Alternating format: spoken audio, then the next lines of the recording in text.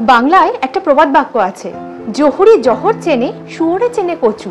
এর থেকে আমরা বুঝতে পারি যে কোনো জিনিসের সঠিক মূল্যায়ন একটা বেশ গুরুত্বপূর্ণ ব্যাপার। একজন গুণী মানুষের সঠিক গুণের কদর করতে গেলেও কিন্তু সঠিক মনন এবং যোগ্যতা লাগে। ওই যে বলে না, গুণী মানুষের সঠিক মূল্যায়ন হয় না বলেই মুড়ি মুড়কি সব এক হয়ে যায় আমাদের সমাজে। গুরু এই শব্দটির সাথে শ্রদ্ধা, সম্মান আরো অনেক কিছু জড়িয়ে আছে। আরেকটি খুব গুরুত্বপূর্ণ প্রবাদ আছে, গুরু মিলে লাখ তো চেলা মিলে এক। সুতরাং বোঝাই যাচ্ছে একজন ভালো গুরুর সাথে একজন যোগ্য শিক্ষানবিশের গুরুত্ব ঠিক কতটা। শিক্ষকের সার্থকতা একজন ভালো শিক্ষার্থীর মাধ্যমে। একটা সুন্দর সমাজ গড়ে তোলার জন্য সঠিক জায়গায় সঠিক মানুষের খুব প্রয়োজন, যার বড্ড অভাব আজ।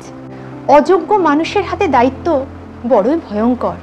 অতিরিক্ত সম্মান এই অযোগ্য মানুষকে করে তোলে অহংকারী, স্বৈরাচারী, আরও কত কি। ধরাকে সরা জ্ঞান করা এই মানুষগুলোর ক্ষেত্রেই তখন প্রযোজ্য হয়ে যায়।